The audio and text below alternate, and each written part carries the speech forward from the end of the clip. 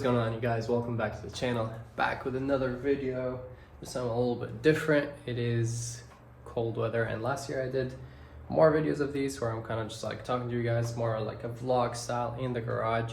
I'm finally not sick, I'm finally good, so I wanted to make a video for you guys.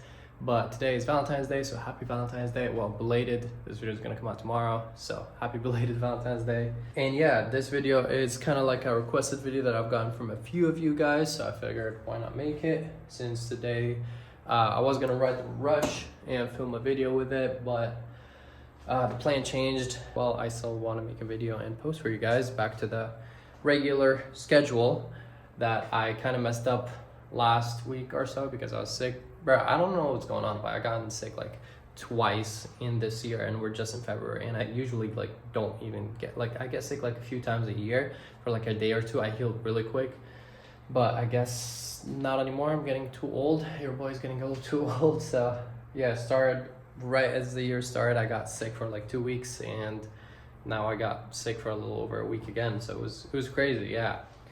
Definitely sucks because it's also unmotivating on a film. I want to make content, but at least the weather isn't the best, so whatever. Let's talk about the video. So for today's video, the video that has been requested by a few of you guys is a tour of my garage. So you guys want to see all the bikes in one video, and this is it. Besides, because usually besides the intro, the cold start that I do for you guys, you don't see everything, especially not with the lights and all that stuff. Hopefully the camera picks it up because there's a lot in a very tight, small garage. And yeah, I know I need to upgrade the garage. I see the comments. Trust me, I really want to upgrade and move to a bigger place with a bigger garage, but I renewed my lease till the end of this year, so I'm technically stuck here until unless I break my lease until like December. So we're gonna be here for another like 10 months or so, so we're gonna make the best of it. I cannot fit any more bikes in the garage, maybe one more, but it's already annoying. As you guys can see, it's not very like OCD as it used to be. I used to have like three bikes, and you know, 6 very kind of like clean and how I want it to be. But now that we have 7 bikes in this garage, it's a 1-car garage, you know, it's a bigger 1-car garage, but still, now that we have 7, it's very cramped. Like, I can barely walk through here. Let's start the video with a full tour right from the start, and kind of like move up. So the first bike in this collection is actually the Ninja H2, believe it or not. This was my all-time dream bike. I love it. It's still like my all-time favorite bike. Nothing can beat it. So it was actually the first one in the collection. Back then I had my ZX6R. The real OG people know about that bike. I miss that bike, honestly. I should have kept it and made it a stunt bike. I'm not big into like stunts and stuff like that, but I don't know, if I had a ZX6R, I wouldn't mind like learn a few things. Probably not get like crazy into it like some of the YouTubers that do just that, you know, but just do some more wheelies in like controlled, safe environments, like maybe some stoppies, like, you know, basic stuff like that. Nothing crazy. I don't do like no stunts. I just do power wheelies every once in a while. That's it. And I also mainly do it for Instagram, or unless the bike just is very fast and it comes up and it just kind of ride out the wheelie. So that's usually it. First one in the collection, the Ninja H2. The video is actually on YouTube. When I bought it, that's when I was like, all right, you know, I bought this bike literally a week before COVID became like massive. In 2020, like I got it on my birthday in March. It was a crazy trip. I like found it and I just wanted to send it, and on my birthday I drove 5 hours to go buy it and rode it back in the rain 5 hours. So I definitely went through a lot to get this beast. How can you blame me? It's a Ninja H2, you know, it's ultimate. And I'm a Kawi boy, you know, in heart, deep down inside, I'm a Kawi boy, because I had my first bike is actually the Ninja 300. A lot of you guys asked me about what bike I started on, and yeah, it's a Ninja 300. I've had it for literally like a week or 2. It's just a bike that I had to learn on because I have 0 experience with motorcycles. You know, I was a car guy. I was into cars, and I always thought bikes are cool, so I got to buy a Ninja 300 just because I didn't even know much about them, and kind of taught myself around the parking lot, went out on the streets, and yeah, I was like, this is not even a real bike, so I need me a real bike. So I upgraded to the ZX6R, and then I wanted to get the ZX10R but this was always like, you know, the ultimate goal, my dream bike. I just kind of like full sent it, spent all my money I had back then to buy this bike just because it was my dream bike and I really wanted it. So it definitely means a lot to me. That's another reason why I haven't been riding it as much. I feel like I've already put a lot of miles on it. There's been,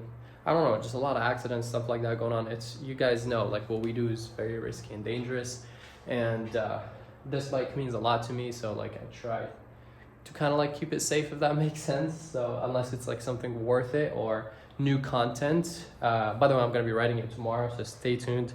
I know you guys have been requesting a Ninja H2 video, so yeah, it's still coming, but I'm just explaining why I don't ride it as much. And I also have a lot of money into it. Like all of these carbon fiber parts are custom. This bike comes with absolutely zero carbon fiber. So I have this right here. I have the H2R wings, new updated HR wing because the old ones look a little bit different. This piece, believe it or not, was so hard to get all the way from Japan. There's only one company that makes it, but I didn't want to replace this to carbon because as like the chrome is more unique than carbon. So that's why I wanted to keep as much, like all the chrome, I wanted to keep OEM because you never see a chrome black bike or just a chrome bike in general, you know what I mean? So like, but you see carbon fiber on a lot of bikes stock. So I don't want to mess with any other chrome, but I did still want some carbon. So I put this in carbon, these right here.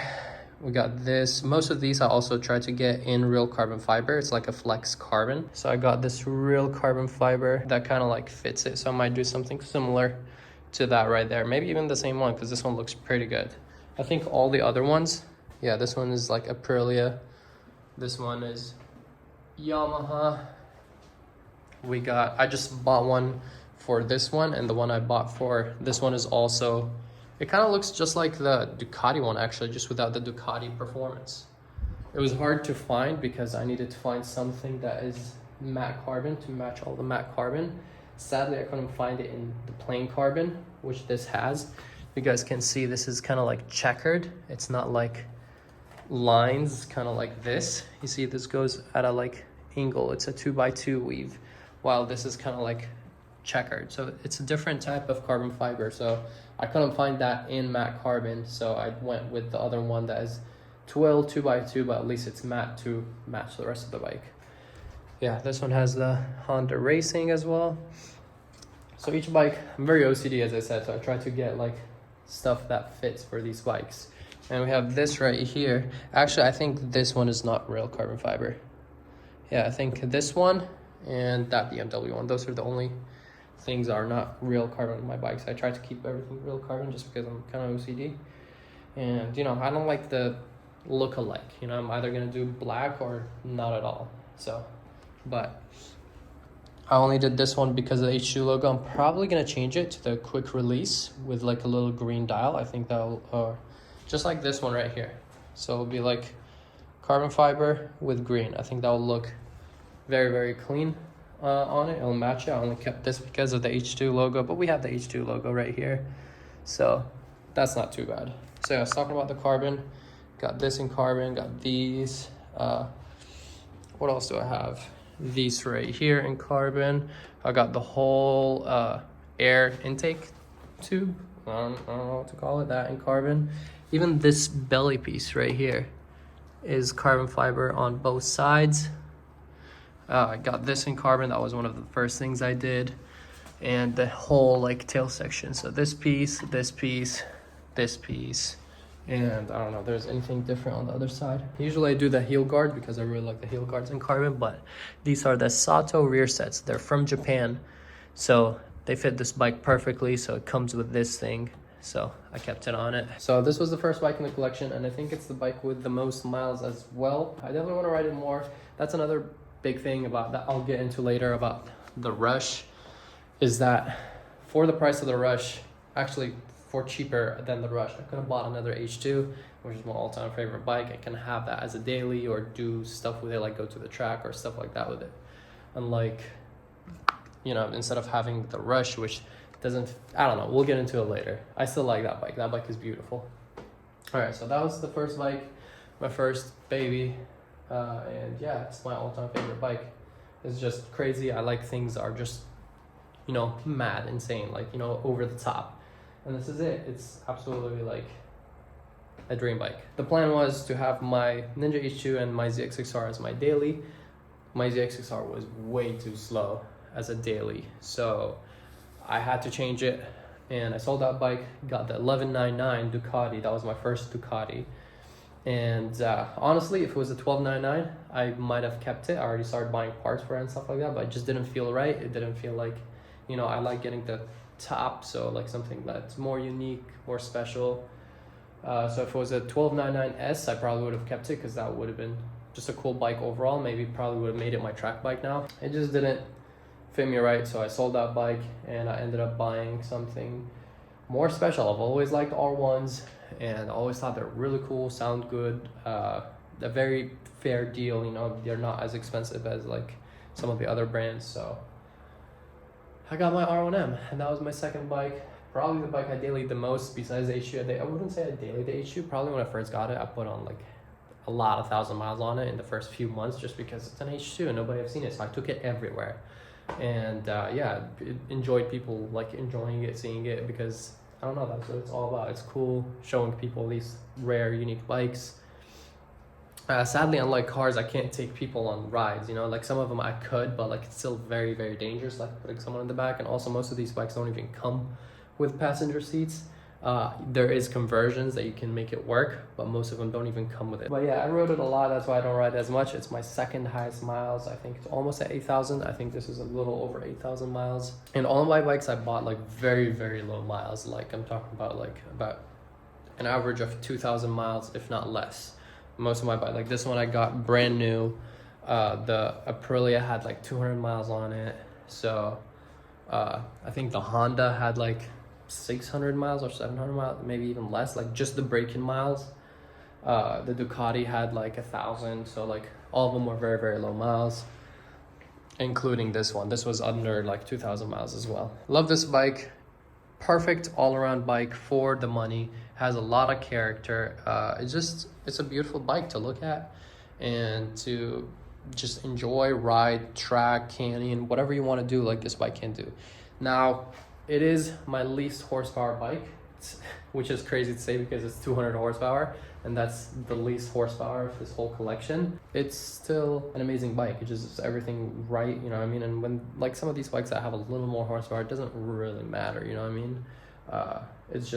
It's more than enough bike. And same thing, this bike already comes with a lot of carbon fiber, but I still put a lot more carbon fiber. So I put all of these. The double windscreen, so it's like half carbon, half clear, so I can still see through.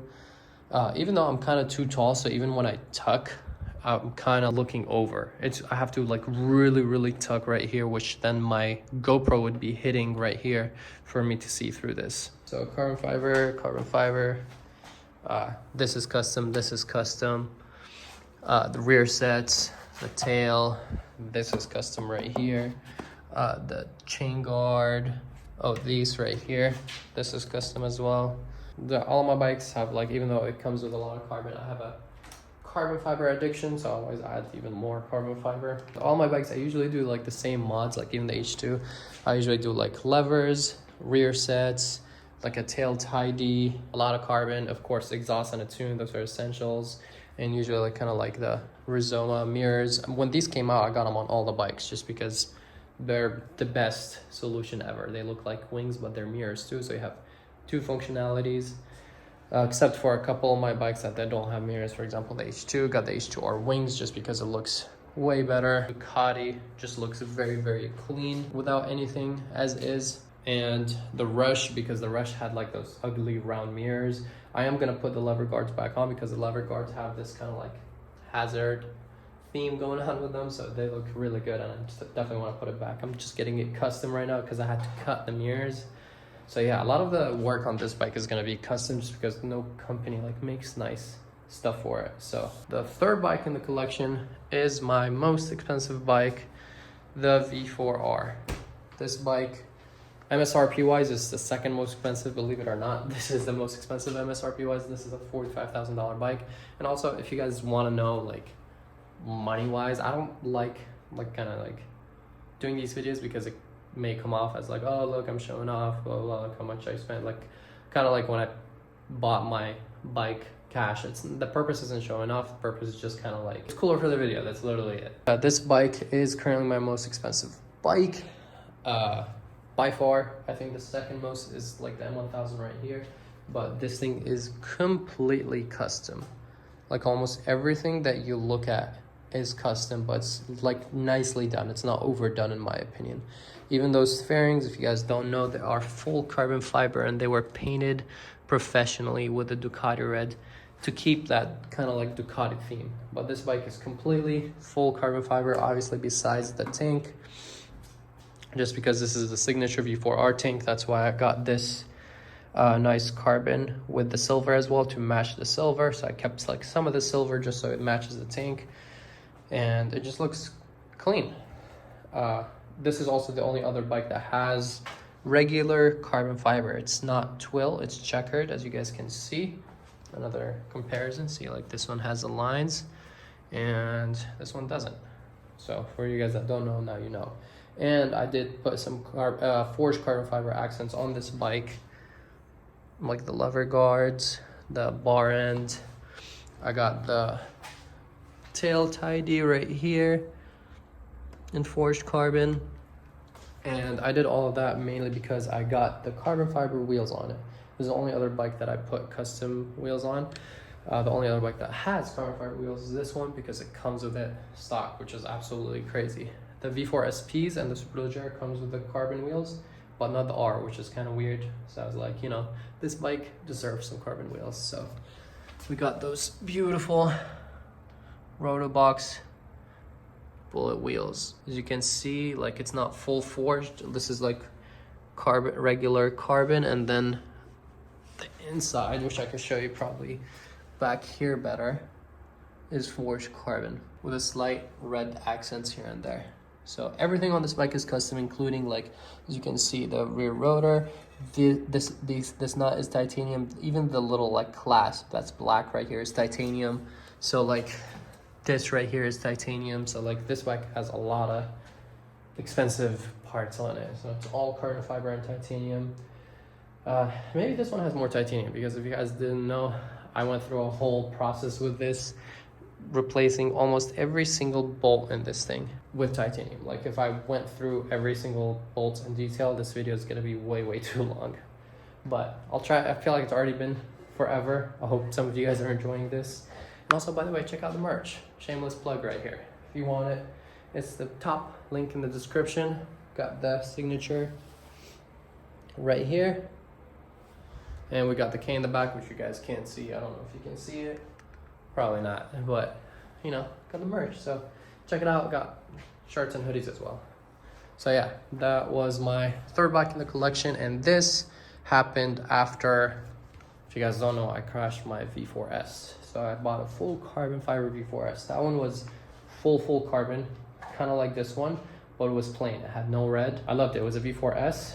I loved it. And then if you guys don't know, I crashed it. I got a little taste because I bought it, and after like 3 weeks I crashed it. Lost a lot of money on that bike. Yeah, it was a sad time, and I really wanted another Ducati, a V4 specifically, because I got a little taste of the V4 because I had that full V4S with the full acro tuned. It was just an amazing bike.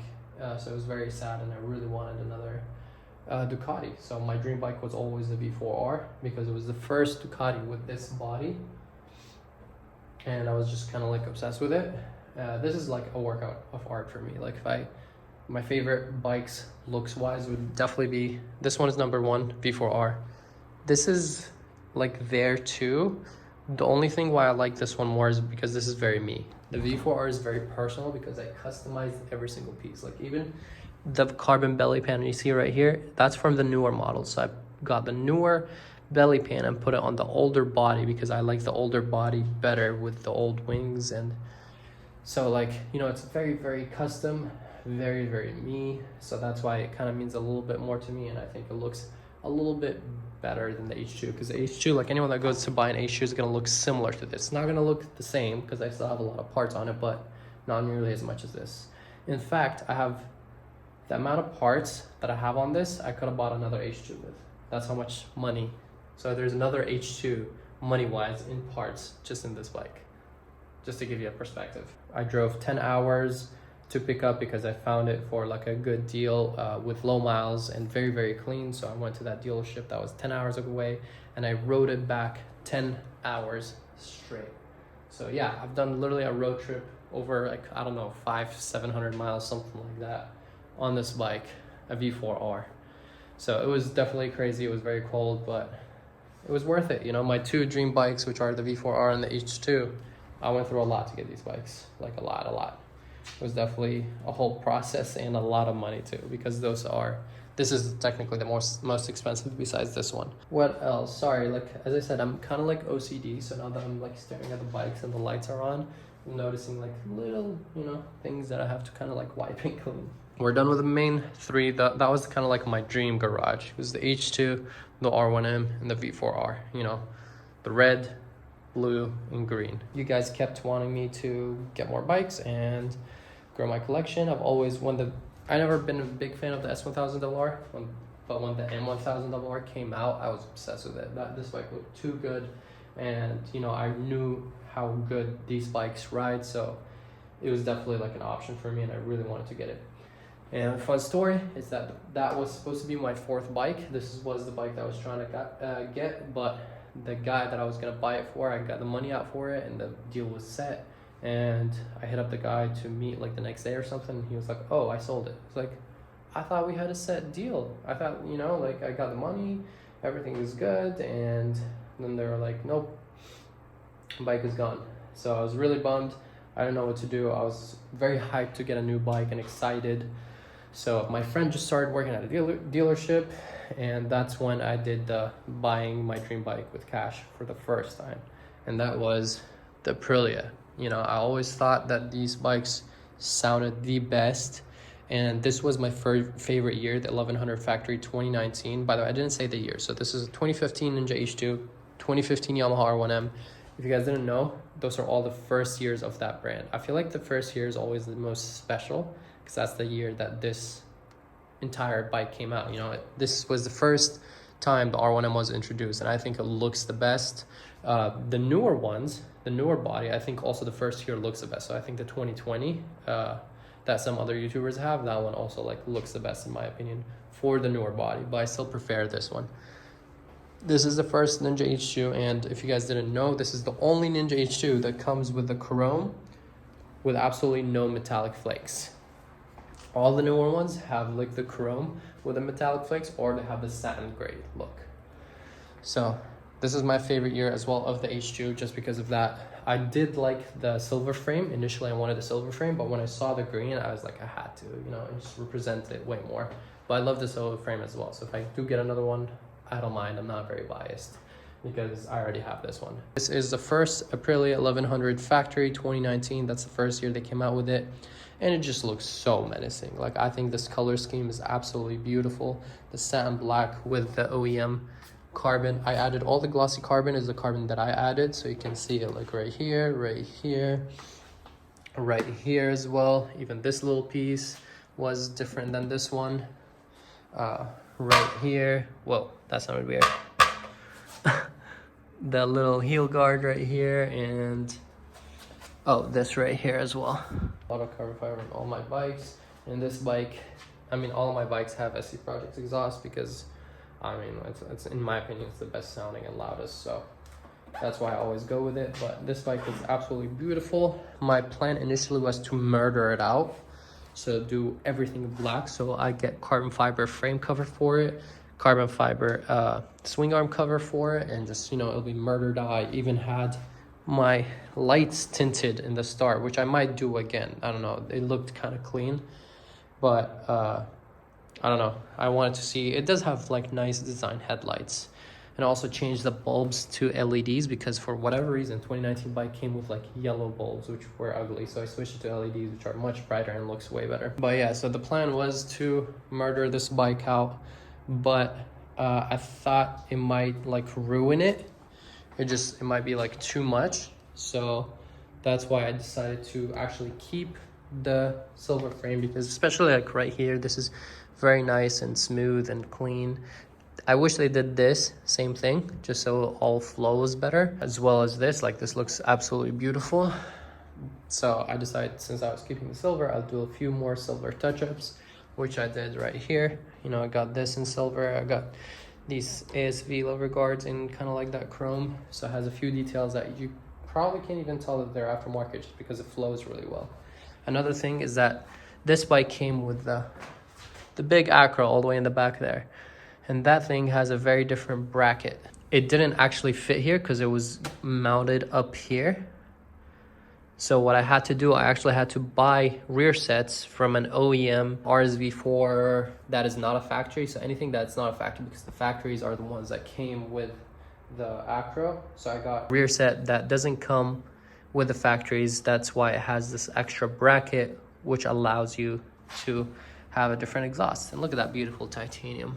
So yeah, as I'm walking through this, it's a lot of work to get these bikes that custom. That's why I'm very kind of OCD about them. Don't let usually other people ride them, just because I went through, you know, a lot to get them to where they are. They're all very customizable, and there's always issues with, you know, carbon fiber fitment, returning parts because they don't fit right, talking to companies. It's just a whole process to do one bike, let alone all these bikes. So that's why I'm very kind of protective and OCD about them. The fourth bike in the collection, definitely don't regret it. I love this bike.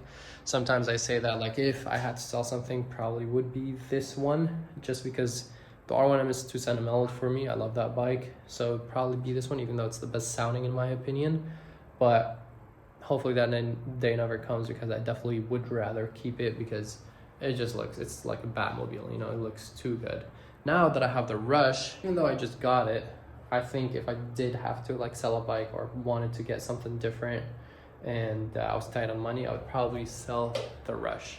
That's definitely my first option to go, just because, I don't know, I've been riding it more and I just don't feel like I fit on naked bikes as well as I fit on these bikes. Definitely wanted to give it a try. This is my absolutely like favorite looking and fastest in my opinion. I mean, this bike hit 200 miles an hour. I don't think, like, I don't know, show me, send me links of any other bike that can hit that. That is pretty much stock. All it has is a tune. That's it. You know, this is part of its like race thing, but it has like the stock headers and the cat and everything. You know, it just has a slip-on and a tune, and this bike hit 200 miles an hour. Like, how crazy is that? I also really love it, but if I had to like go with something, it would probably be the Rush, sadly. That was the third one. And then, so I got this one because the plan to buy the M1000 failed. I think a month after, I got an opportunity to get this M1000 RR, and you guys know me, I just could not say no. So like, it was an opportunity to buy a brand new M1000 RR 2022. So this is the only one that is not the first year, because that's, as I said, all these were even the V4R, that was the first year of the V4R, 2019, similar to the Ape. And the M1000 RR, the first year was the 2021 for them, but the 2022 are literally identical. They're even more rare. I was told by the BMW dealership, because 2022 there was like limited production because of the whole COVID factory like shortages and stuff like that. I think there's only 170 of these in the US, and I think only 300 a year of these. I don't know how many of these, but they're rare in general because like you never see them.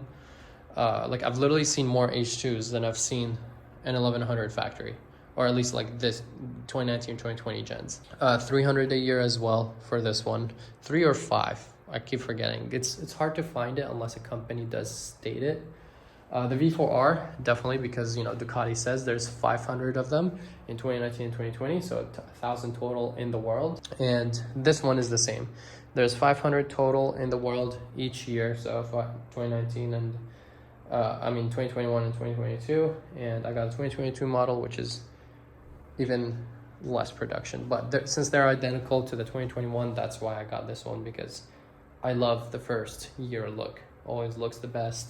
It did have a little bit too much sticker, so I was planning on doing a lot of carbon, which I decided not to. I was just going to do carbon accents, and then I crashed it. I crashed it right when I hit like a little over 1,000 miles.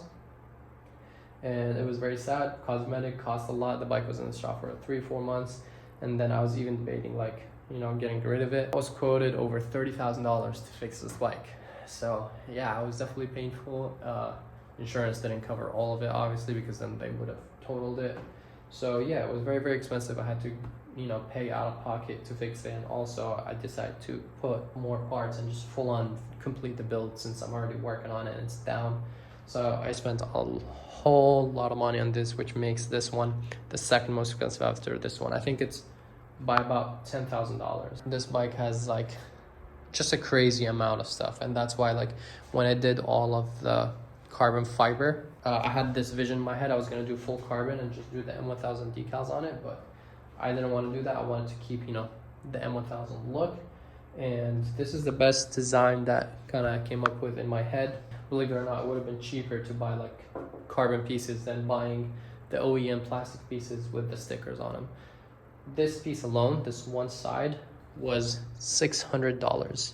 This other side, another $600. The center carbon piece is another, I think, like $600 or something like that. So just in those three pieces, that's about $2,000. Now, if I gotten the carbon fiber piece, it would have been a one big piece that goes all the way, which would be like, I think, $500 or something like that. So that one carbon piece would have been like a third of the price. So I spent way more money trying to make it look like OEM.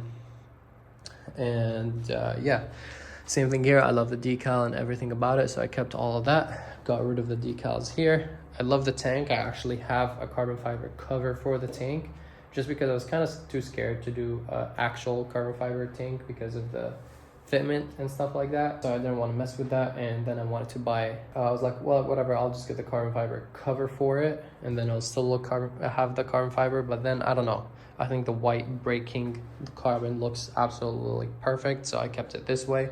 And I actually spent a lot of money buying all the decals. Each one of these decals is about $100. How ridiculous is that? But that's the price, so I had to do it. So I bought these decals, and then I saw it like this before putting the decals on the carbon. I was like, this is actually perfect.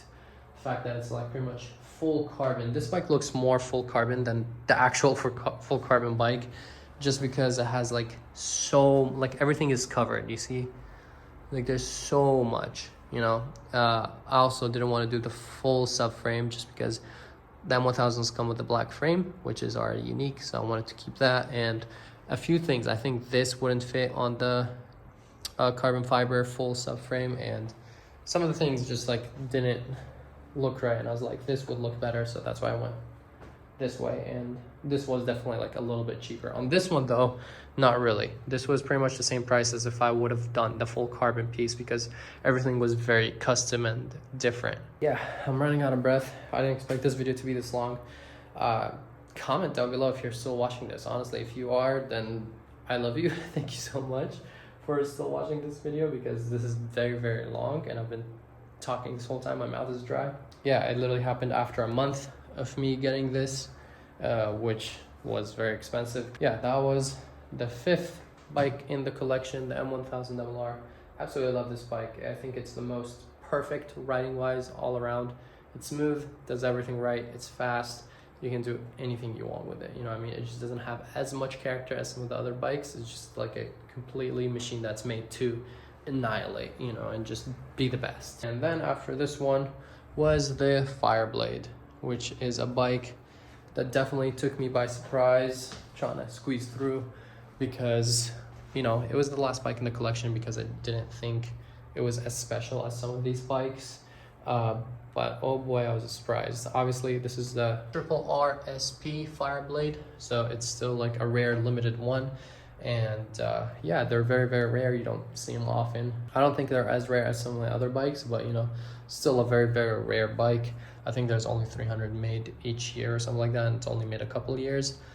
Something like that. I don't really know too much of the details because I was never like a Honda guy, but I always thought they looked cool. Like, you know, when the RRSP came out, it just really took me by surprise, and I just thought that they're absolutely beautiful. So like, it definitely was on my bucket list to complete kind of the collection, the 6 bikes. So I have the flags, and those would be like my main dream collection completed. So this was the last bike.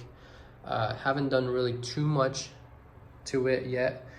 Still, like, each bike I've spent like a decent amount of money on, but this bike I think is the least, next to, no, it's probably even less than the Aprilia. Yeah, because Aprilia has a decent amount of carbon. So Oh, but I bought a full exhaust system for this one. So it has full headers with the SC, full titanium. This one only has the SC slip-on. This one only has the SC slip-on because the old Gen R1s actually come with titanium headers from factory. The new ones don't, but the old ones do. So that's cool. Now that it has the titanium SC, it's full titanium. This is not full titanium, but it already comes with decent headers, and it's a V4, so it's too much work to replace the headers. But this one has the full titanium exhaust system. So yeah, that one obviously cost a lot more than some of the other bikes because headers alone are about $2,000. Besides, you know, the slip-ons and stuff like that. But yeah, nothing too crazy that I did on this. I think price-wise, I want to say the RSV4 is my cheapest bike, then the R1M, and then this one, and then I want to say the H2, and then the Rush, and then the M1000, and then the V4R. Yeah, that's like them price-wise. And if you guys want me to make a video, as I said, about like the price and how much I've spent in parts, kind of like a part breakdown, probably do a part breakdown on each single bike separately because that would be way too long. But you know, just how much this collection costs, or I'll tell you the total price. The total price of this collection is about $350,000 for all of these bikes with the parts and everything that went into it. So last but not least, we got the newest bike in the collection, the Rush. You know, already spent a few $1,000s on it just because the parts on it are so expensive. Nobody makes them. I had to buy a lot of the things through MV. But yeah, the Rush is the last piece in the collection. It was kind of a bike that is like 2-in-1. It's a bike that I'm like, okay, you guys wanted me to get a naked bike, so here it is, naked bike, and at the same time it's an MV. So you know, I got an MV and a naked bike in one, and I absolutely think it's just such a beautiful bike. I mean, when you start this bike, MV Goose's slogan is motorcycle art, which is true. You know, this bike is truly a piece of art. I think it is the most limited. It is numbered. It's 124/300, and I believe that's, yeah, well, if it's numbered like that, that's in the world. Then I think most of the other bikes have 500 in the world and like 300 in the US. Technically, this is the rarest bike. I don't know, correct me if I'm wrong, but I'm pretty confident. And it's numbered, so that it's even more cooler. But you know, this bike already came with all this carbon fiber. Like, so far, I haven't added any carbon fiber on this bike, which is absolutely crazy. Like, it just has so much carbon fiber on it from the factory. I think you can see it everywhere.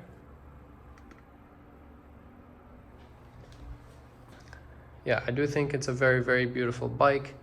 But as I said, for the price, an MSRP of $45,000, which is more than, you know, this is 40, this is 40. That's absolutely ridiculous. So yeah, that was the last bike in the collection. Yeah, if I ever had to, for example, there's some other bike that I'm like, ooh, I really want to get this bike and it fits me better, and you know, I found one for a decent deal, then maybe I'll sell the Rush and get that bike if I needed to. Obviously, I can't just keep collecting bikes. That's really expensive, and my insurance is going higher and higher and higher every time I get a bike. And I don't know, stay tuned. I will make a video about insurance because I get a lot of comments about insurance. So maybe I'll do a video about like a breakdown of how much it costs to not just insure, but like maintain all of these bikes and stuff like that. So yeah, if you guys like this video, please drop a like and enjoy and subscribe. Sorry, I've been talking for a long time. I haven't done this in a while, and yeah, let me know if you enjoyed it. Shout out to you if you made it all the way to the end. Absolute legend. Comment, I don't know, W if you made it.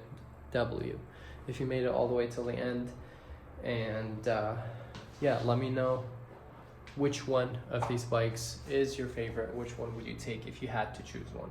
You can't sell it, so it's not based on price. If you just had to ride one forever, which one would you choose of these bikes? All right, that's pretty much it for today's video. I hope you enjoyed. Again, like and subscribe. Peace out, ride safe, and I'll see you guys in the next one.